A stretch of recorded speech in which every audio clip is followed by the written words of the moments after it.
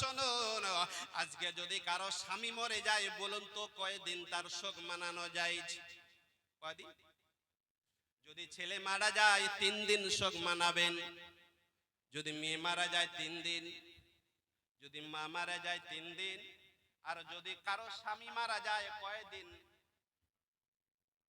আর ওলামা তো জানতে নেই, জানতে কয়দিন? 4 মাস 10 দিন। এই মায়েরা শুনেন, কারো স্বামী যদি মারা যায় তার শোক হলো 4 মাস 10 দিন। ও আত্মীয়র বাড়ি যেতে পারবে না, ও মায়ের বাড়ি যেতে পারবে না, ও ভোজের বাড়ি যেতে পারবে না, অনুষ্ঠানে যেতে পারবে না, এবং কি মাথায় চিরুনি পর্যন্ত দিতে পারবে না। ওই বিছানায় থাকতে হবে।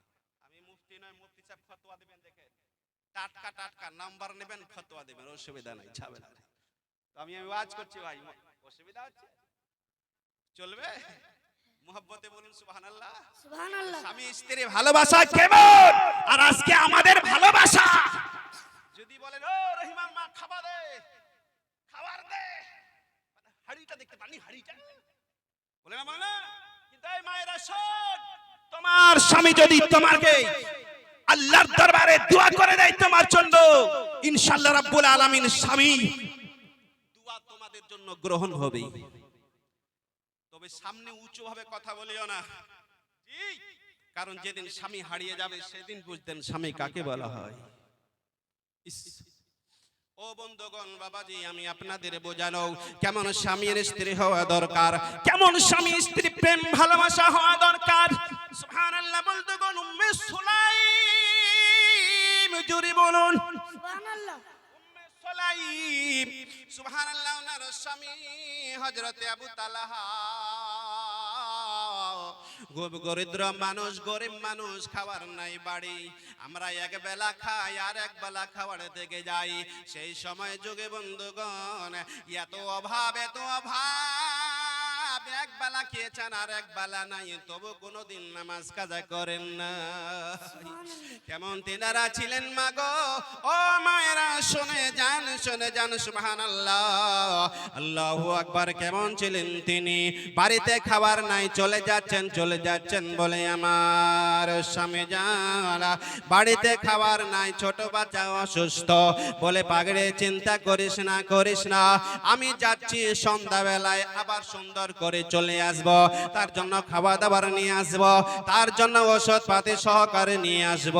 কিন্তু বন্ধুগণ, কারো জানা নাই কে কখন মারা যাবে, কে কখন দুনিয়া ছেড়ে চলে যাবে, কার কখন মরণ হয়ে যাবে, একমাত্র আমার আল্লাহ তাআলাই জানে।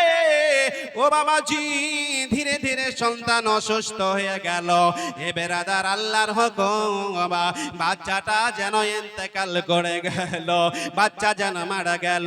সুবহানাল্লাহ। মার মন, সুবহানাল্লাহ, দেখে না, সারাদিনে কাজকর্ম করতে গিয়েছিল, এখন যদি বলি ও আমার বাচ্চা মারা গেছে, আমার স্বামী খাওয়া দাওয়া খাবে না, আমার স্বামী খাওয়া দাওয়া ছেড়ে দেবে, পার্শ্ব বাড়িতে যাই বলে আমার এলাকাবাসীরা শোনো, ওই আমার দিদিরা শোনো, ওই আমার বহিনেরা শোনো, আমার স্বামী জান যখন আসবে তোমরা কাউকে কোনো কিছুই আমার স্বামীকে বলবা না, কিছু বলবা না, বাচ্চা মারা গেছে।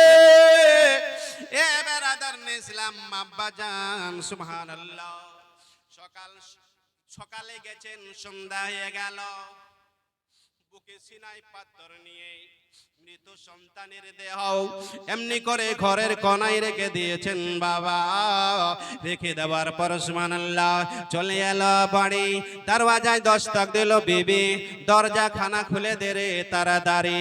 দরজা খানা খুলে দিল, সুন্দর করে সজ্জিত হয়েছেন, জানি না মনে হয় কোথাও যাচ্ছে না। বলছেন বিবি রে, এত সজ্জিত কেন, এত সুন্দর কোন সেজেছো বলো, কোথাও যাবা নাকি? বলে স্বামী জান, আপনার অনুমতি ছাড়া কি কোথাও কোনোদিন গিয়েছি? ও স্বামী জান, যাই নাই, বাচ্চা মারা গেছে খবর নাই। সুন্দর করে মুখ ধোয়ার জন্য বন্ধুগণ পানি দিলেন, এক লোটা পানি দিলেন, উজু করেন, উজু করলেন, নামাজ আদায় করলেন, এত মোহাব্বত ভালোবাসা দিলে বাচ্চার কথা ভুলে গেল।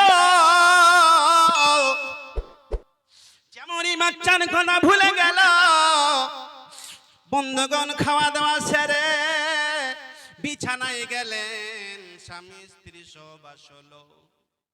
বেরাদার ইসলাম এবার ফজরে আজান, জোরে বলো সুবহানাল্লাহ, আর মোহব্বতে বলুন সুবহানাল্লাহ।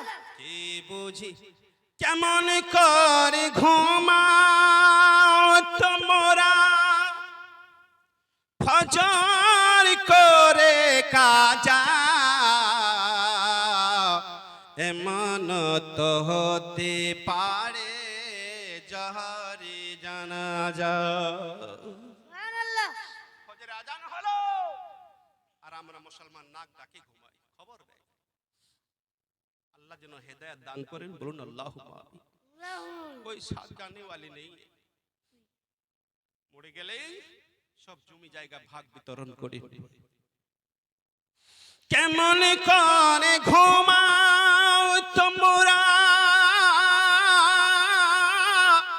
ফজর করে কাজা,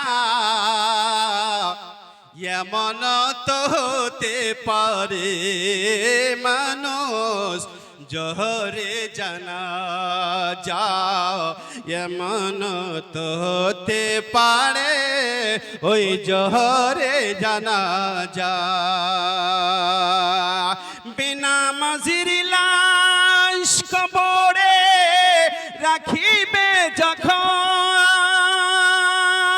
মাটির চাপি বুকের পাঁজর, মাটির চাপি বুকের পাঁজর ভাঙবে রে তখন।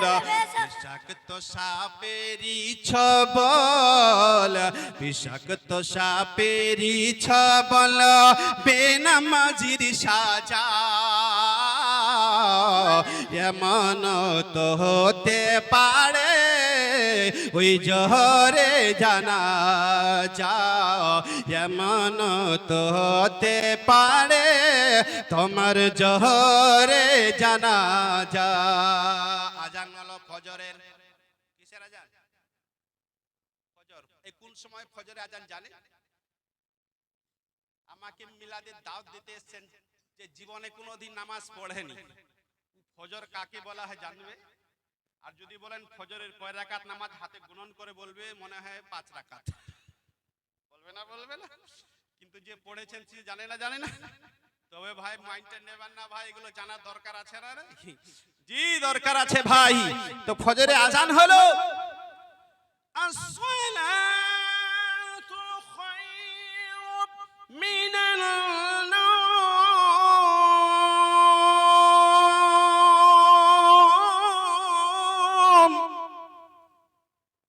জোরে বলেন সুবহানাল্লাহ। আজান সন্ধ্যা সকাল আপনার ফজরের সময় বলা হয় না? বলা হয় না? এই বাক্যটা বাড়ানো হয় না? জি। অনেকে আজান জানেন, অনেকে আবার জানেন না। আর আমি জাল সাথে আসলে কিছু লোক, কিছু চ্যাংড়া বলে মৌলানা আজান শুনে না, আজান বলে আজান 5 टाइम मस्जिद में सुनते हैं, तो यहाँ क्यों सुनाएंगे भाई? बोले यहाँ पर भी सुनो, ये रब का ध्वनि है। इसीलिए तो जब पहले बच्चा होता था कान में आजान दिया जाता था। बोलिए আজান দিতাম না? দিতাম না? কিন্তু এখন দেওয়া হয়? এখন আজান দেওয়া হয়? এখন তো দেওয়া হয় না, নার্সিং হবে। এখন হাসপাতালে আজান দিবেন কি করে? মৌলী সাহেবকে নিয়ে যাবেন নাকি? আর যদি জোরে আজান দিচ্ছেন তো সবাই আপনাকে তাকাবে, তো আজান দিবেন কি করে? আজান যদি জানা থাকে এ বারাদারান ইসলাম পারসে যাবেন আর আস্তে করে আজানটা দিয়ে দিবেন। কিন্তু আপনি তো আজানই জানেন না, তো দিবেন। এজন্য আজান শিখবেন, দরকার আছে। ঝড় আসবে আজান দেবেন, আঁধি আসবে আজান দেবেন, বারাদারান ইসলাম বালা আসবে আজান দেবেন। আজান দিলে শয়তান বহুদূর ভেগে যায়। এইজন্যই। আচ্ছা বলুন তো কেন আবার আজান দিতে হয়? কি দরকার, কি প্রয়োজন? কিতাবে লেখা আছে বাচ্চা জন্মের সাথে সাথে ওই বাচ্চার শরীরে শয়তান রক্ত দিতে চায়। শয়তান সন্তান জোরে জোরে চিৎকার করে কান্দে, দয়ার নবী রাসূলুল্লাহ বলছেন ওই সময় যদি আজান দিয়ে দাও শয়তান ভেগে যাবে, শয়তান ওই সন্তানের শরীরে রক্ত দিতে পারবে না। সুবহানাল্লাহ। জোরে বলেন। সুবহানাল্লাহ। জন্যই বাবা জান দিতে হয়। আমি আপনাদের মাঝে বলছিলাম বেরাদার ইসলাম দোস্ত বন্ধুগণ আমার, দরওয়াজা এলো, আসার পরে খাওয়া দাওয়া হলো, খাওয়া দাওয়া হওয়ার পরে বন্ধুগণ ঘুমালেন, ফজর হয়ে গেল। যেমনই ফজর হয়ে গেল, সুবহানাল্লাহ, ফজর হলো, হওয়ার পর নামাজ আদায় করলেন, চোখের জলগুলো পড়তে লেগেছে। স্বামী বলছেন, বলে বিবি তুমি কেন কান্দো বলো, তোমার চোখে জল কেন বলো? বলেছিলেন আমার বিবি, আমার স্বামী যা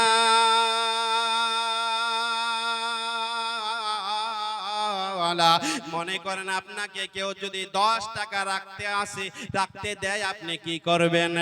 বলে 4 টাকা তাকে রিটার্ন দিয়ে দেব।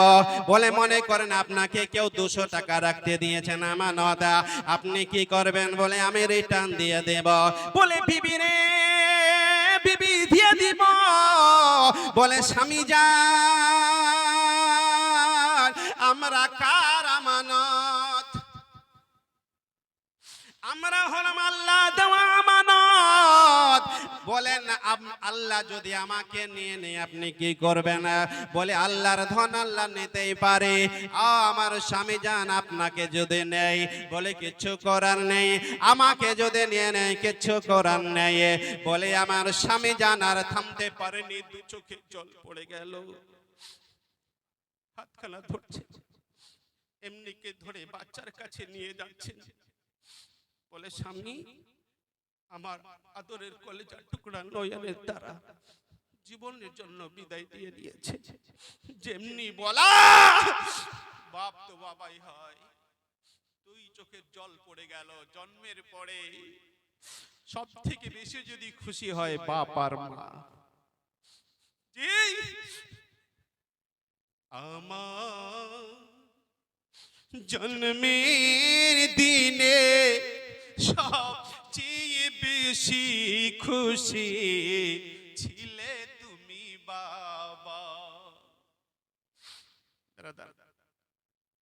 যাচ্ছেন বাচ্চার কাছে, যাওয়ার পর দেখছেন বাচ্চা চলে গেছে দুনিয়া ছেড়ে, আর নাই। কারণ একবার এসেছি, চলে যেতে হবে। জীবনের ইন্তেকালে ইজরাইল আসে,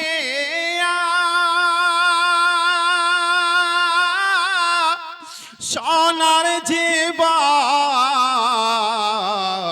যাবে রে লইয়া, সোনার জীবন যাবে রে লইয়া। এতই আদর এতই যত্ন যারে রাখিলি ঘরে,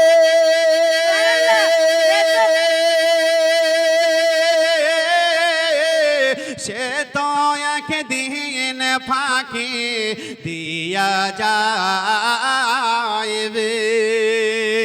কেমনে রইবি মা, কেমনে রইবি বাবা, ওই অন্ধকার কবরে তে শুইয়া।